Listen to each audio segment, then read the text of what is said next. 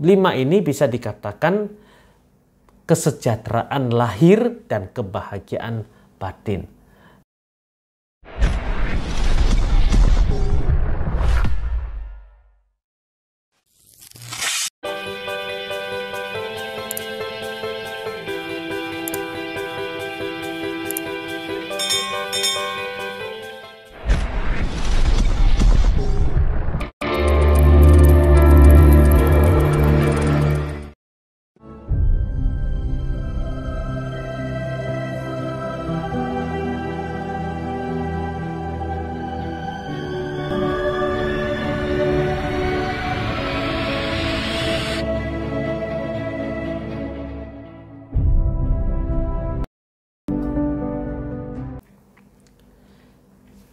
Namo Sang Hyang Adibudaya, Namo Buddhaya.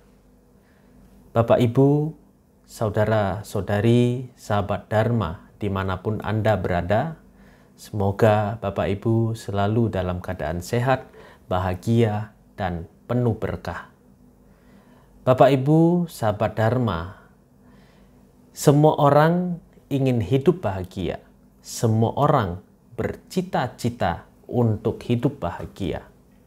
Namun, pemahaman bahagia setiap orang itu berbeda-beda. Kita lihat 2 contoh berikut ini. Ada orang yang mengejar kebahagiaan itu dengan setiap malam itu pergi ke klub ya, atau ke pub. Ya. Ada yang mengejar kebahagiaan itu dengan merokok. Ada yang mengejar bahagia itu dengan minum minuman keras, ya. Ada yang hobi balapan, ya. Ini adalah satu contoh. Contoh berikutnya, ada orang yang dia ingin bahagia dengan cara melatih diri dengan berpuasa, ya. Dia berpuasa, dia mengendalikan diri dari kondisi-kondisi yang bisa membuat dia melanggar sila, dan dia merasa itu adalah satu kebahagiaan. Standar bahagia antara orang yang satu dengan orang yang lain itu berbeda-beda. Sekarang bagaimana ya baru kita bisa katakan sebagai bahagia yang benar? Bahkan di dalam pepatah bahasa kita itu bahagia lahir dan batin. Pada kesempatan kali ini kita akan membahas dalam topik kiat hidup bahagia dengan 5 berkah. Kita nantinya akan membahas tentang apa itu arti dari bahagia, apa itu 5 berkah, dan bagaimana cara untuk mendapatkan kebahagiaan dengan 5 berkah. Bapak Ibu sahabat Dharma dimanapun Anda berada, apa itu arti dari bahagia? Bahagia menurut Kamus Besar Bahasa Indonesia, bahagia adalah perasaan senang atau kondisi senang dan tentram. Perasaan senang dan tentram ini, kalau kita uraikan lebih rinci, itu bisa dikatakan ada 5 berkah. Apa saja itu 5 berkah? Yang pertama, semua orang mendambakan hidup bahagia, dan hidup bahagia ini dengan apa? Memiliki keuntungan dan kekayaan. Memiliki keuntungan dan kekayaan ini adalah sesuatu yang didambakan oleh semua orang. Yang kedua, memiliki reputasi atau nama yang baik. Yang ketiga, ketika hidup ini bisa hidup dengan penuh keyakinan dan penuh percaya diri. Yang keempat, meninggal dunia dapat dengan tenang. Pasti dong ya, tidak mau meninggal dunia itu dengan menderita. Kalau menderita itu nanti bisa terlahir di alam yang rendah. Dan yang kelima, setelah meninggal dunia dapat terlahir di alam bahagia.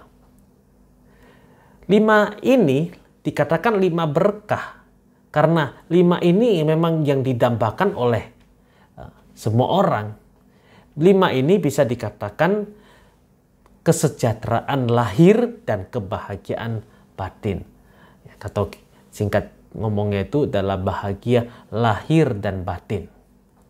Sekarang bagaimana cara untuk mendapatkan 5 berkah tersebut?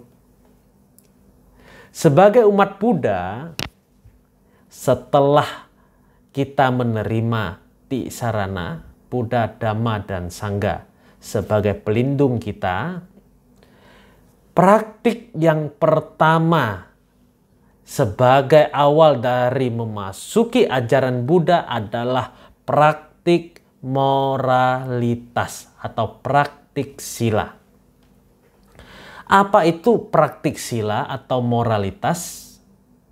Karena apa? Kita harus paham tentang moralitas ini.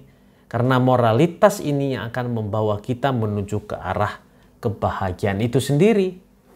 Apa itu moralitas? Menurut Visuddhimagga, ya, menurut Buddha Ghosa, yang Arya Buddha Ghosa menguraikan tentang moralitas itu ada 4. Yang pertama, moralitas itu adalah kehendak batin. Ya, jadi kalau di dalam batin kita ada kehendak untuk menghindari pembunuhan, pencurian, menghindari hal yang buruk, dan memenuhi kewajiban, ya, kewajiban kita sebagai seorang anak kepada orang tua, kewajiban kita sebagai seorang murid kepada guru, seorang majikan pada bawahannya. Ini semuanya kalau kita mematuhi dengan baik, ya, kehendak batin ini dikatakan sebagai moralitas atau sila. Yang kedua, moralitas adalah faktor-faktor batin. Faktor-faktor batin ini artinya faktor batin aloba, adosa, amoha. Aloba itu adalah tidak tamak, tidak serakah, tidak membenci, ya, dan panya, ya. Amoha itu kan panya, kebijaksanaan. Kalau dalam batin kita punya faktor-faktor batin 3 hal ini, aloba, adosa, dan amoha, maka kita telah dikatakan praktik moralitas, karena inilah faktor batin inilah yang disebut sebagai sila atau moralitas. Yang ketiga, moralitas adalah pengendalian diri. Kalau kita melatih diri, mengendalikan diri dalam kehidupan sehari-hari kita, itu sudah bisa dikatakan sebagai praktik moralitas. Pengendalian diri melalui pikiran, ucapan, dan perbuatan itu juga sudah disebut sebagai moralitas. Dan yang keempat, moralitas adalah ketiadaan pelanggaran itu sendiri. Jadi ada 4 makna atau arti definisi dari moralitas. Yang pertama adalah kehendak batin, yang kedua adalah faktor-faktor batin, yang ketiga adalah pengendalian diri, dan yang keempat adalah ketiadaan pelanggaran itu sendiri. Bapak Ibu sahabat Dharma, erat kaitannya dengan moralitas, bahkan disebut sebagai landasan atau sebab terdekat praktik moralitas, yaitu hiri dan otapa. Itu perlu kita pahami bahwa dengan adanya hiri dan otapa dalam individu masing-masing orang, maka ini menjadi satu penyebab, ya, terdekat praktik moralitas. Ya. Orang bisa menjaga sila dengan baik apabila moralnya itu malu untuk berbuat jahat atau hiri, dan moralnya itu takut akan perbuatan jahat itu sendiri. Maka hiri dan otapa ini disebut sebagai lokapala dhamma atau dhamma pelindung dunia. Karena orang memiliki hiri dan otapa dalam dirinya, maka dia itu akan cenderung, ya, menghindari hal-hal yang bersifat amoral atau tidak bermoral. Bapak Ibu sahabat Dharma, praktik moralitas yang utama yang diajarkan di dalam ajaran Buddha adalah 5 latihan atau sering kita sebut sebagai Pancasila Buddhis. Pancasila Buddhis ini bersifat universal. Ya, semua orang, semua kalangan, semua agama yang ingin hidup senang dan tentram itu, mereka harus melaksanakan Pancasila Buddhis. Karena isi dari Pancasila Buddhis ini bersifat universal. Ya, apa saja Pancasila Buddhis ini? Ya, ada 5. Ya, apa saja? Yang pertama, aku melatih diri untuk tidak melakukan pembunuhan makhluk hidup.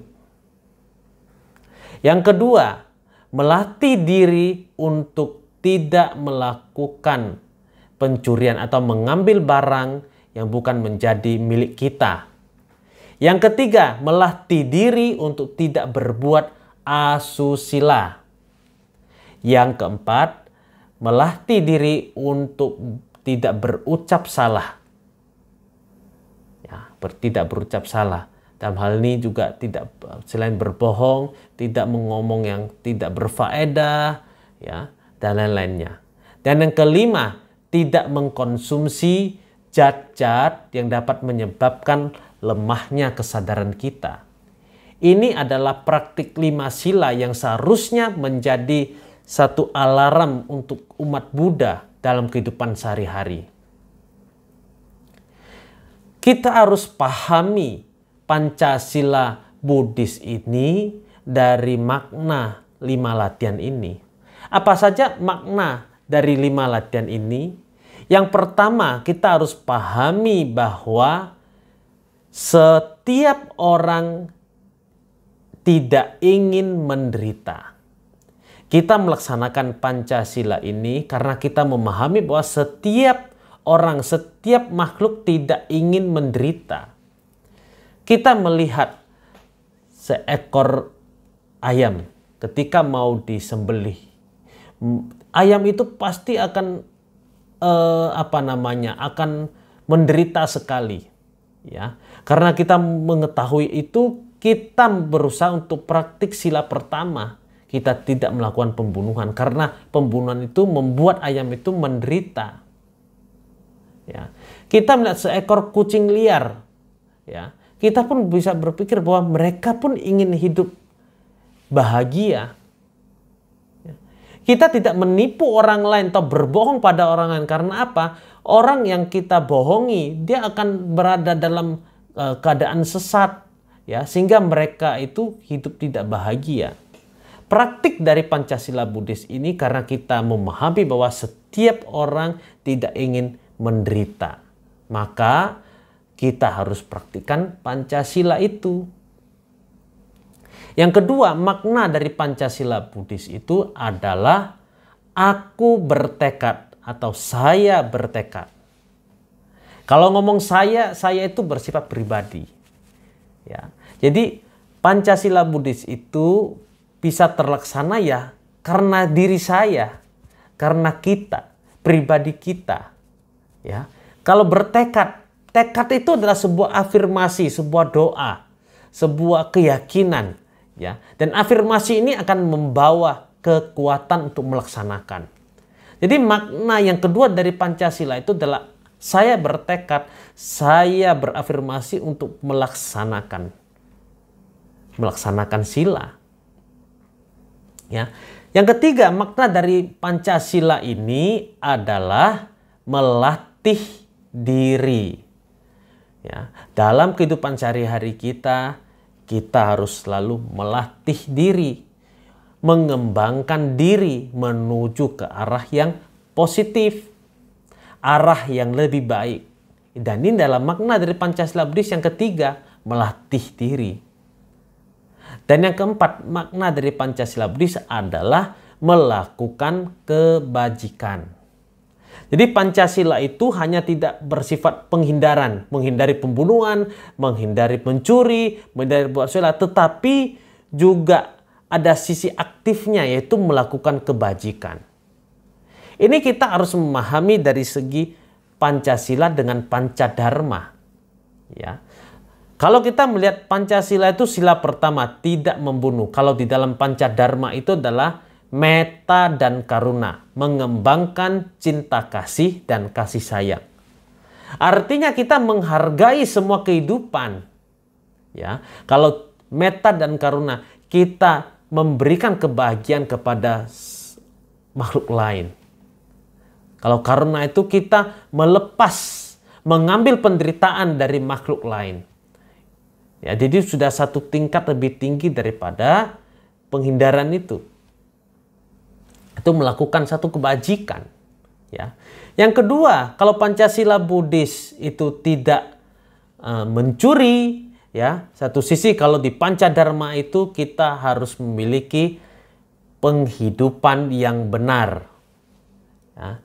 Tidak berdagang manusia, tidak melakukan prostitusi, ya, tidak menjual yang senjata dan lain-lain. Dan ini karena akan membuat orang lain tidak bahagia. Maka satu sisi tidak mencuri, satu sisi kita harus memiliki penghidupan yang benar. Orang yang memiliki penghidupan benar, dia tidak akan mengambil barang yang bukan milik dia. Ya. Yang ketiga, satu sisi kita melatih tidak berbuat asusila, satu sisi kita harus memiliki perasaan puas. Ya, perasaan puas dengan apa yang telah kita miliki. Yang keempat, satu sisi kita melatih diri untuk tidak berucap salah. Satu sisi kita melatih diri untuk jujur. Untuk selalu berada dalam kebenaran. Ya. Dan yang kelima, menghindari mengonsumsi zat-zat yang dapat menyebabkan lemahnya kesadaran. Satu sisi kita harus mengembangkan sati sampajana, yaitu perhatian dan pengertian benar, ya, perhatian penuh, sadar penuh. Ini adalah aktifnya 5 ini, ya, metta karuna, mengembangkan cinta kasih dan kasih sayang, mengembangkan penghidupan yang benar, perasaan puas, ya, kemudian jujur dan perhatian penuh. Ini adalah satu hal yang dikatakan kita telah melakukan kebajikan. Bapak Ibu sahabat Dharma, mari kita praktikkan moralitas ini mulai dari hal-hal yang kecil, ya, mulai dari kebiasaan kehidupan kita sehari-hari. Jadikan ini sebagai satu kebiasaan. Dan kebiasaan nanti akan jadi karakter. Pertama-tama tekadkan dulu dalam diri kita, ya, untuk melaksanakan moralitas itu. Namun kita renungkan dalam diri kita sampai di mana praktik moralitas kita. Ini harus kita lakukan. Dan kita harus siap perbaiki semua yang kurang dari moralitas itu dengan penuh kesadaran. Sebagai contoh, ya, kalau kita biasanya memiliki satu kebiasaan jengkel, ya, ketika melihat nyamuk itu terbang, ya, mendekati kita, dan kita ingin menepuk nyamuk tersebut. Ingat pada praktik moralitas kita mengendalikan diri. Ya, jadi ketika nyamuk datang, kita hilangkan dosa itu, perasaan jengkel itu kita hilangkan. Ya, melatih diri pelan-pelan, lama-lama kita ketika nyamuk datang kita penuh cinta kasih. Ya. Contoh lain, ya, kalau yang terbiasa itu menonton film, ada tokoh antagonis itu keluar, ya. Tokoh yang kita nggak suka ini geram sekali, ya. Bahkan ada yang sampai menghujat, ya. Oh, si ini. Ya, si ini. Nah, inilah tidak sengaja kita telah melanggar sila keempat. Maka belajarlah dari hal-hal kecil ini. Ketika ada tokoh antagonis, mungkin perasaan geram ya, tetapi kita kendalikan ucapan kita. Ya. Bagaimana kita di dalam kehidupan sehari-hari, kita bisa lemah lembut ketika berbicara dengan orang lain. Ya, bicara dengan penuh hormat, penuh perhatian. Berikutnya, seperti halnya kita main handphone. Ya, kadang main handphone itu sampai tidak tahu waktu. Bagaimana kita mengerem? Ini menjadi hal yang sangat penting juga. Ya, jangan sampai kita main handphone sampai nggak sadar ya, kita telah menginikan orang lain, ya, mengucilkan orang lain. Ini bahaya sekali. Maka praktik moralitas itu dari hal yang kecil. Kita sadari kalau ada kurang kita perbaiki. Bapak Ibu, sahabat Dharma. Kalau kita bicara tentang kebahagiaan, tadi kita bicara banyak tentang kebahagiaan, ya. Kata kunci dari kebahagiaan itu kalau kita selalu ingat bahagia itu apa? Bahagia itu sebenarnya kalau ingatnya itu ya puas, perasaan puas itu.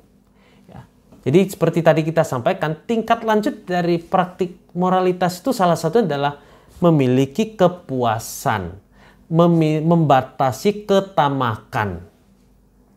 Ya, membatasi ketamakan. Orang yang praktik moralitas itu, dia itu akan membatasi ketamakan sehingga dia itu bisa pahami kondisi-kondisi ini dengan penuh kesadaran. Sehingga dia akan merasa bahagia dimanapun dia berada.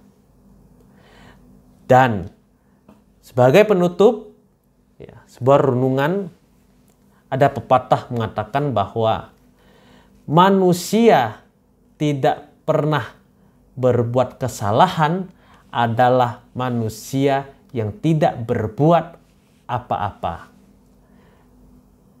Jadi Bapak Ibu, saudara-saudari, jangan panik, jangan khawatir, jangan takut kalau selama ini kita pernah melakukan kesalahan-kesalahan.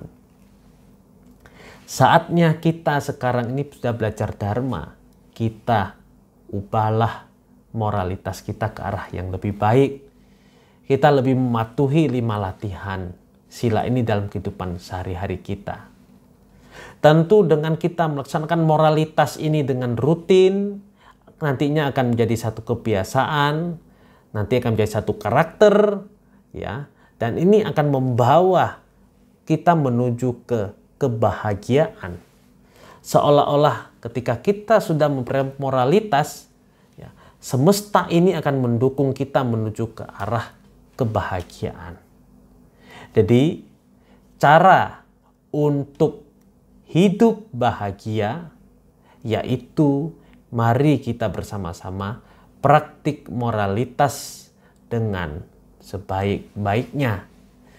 Demikian yang dapat saya sampaikan. Saya akhiri dengan salam. Namo Sang Hyang Adi Budaya. Namo Buddhaya. Terima kasih.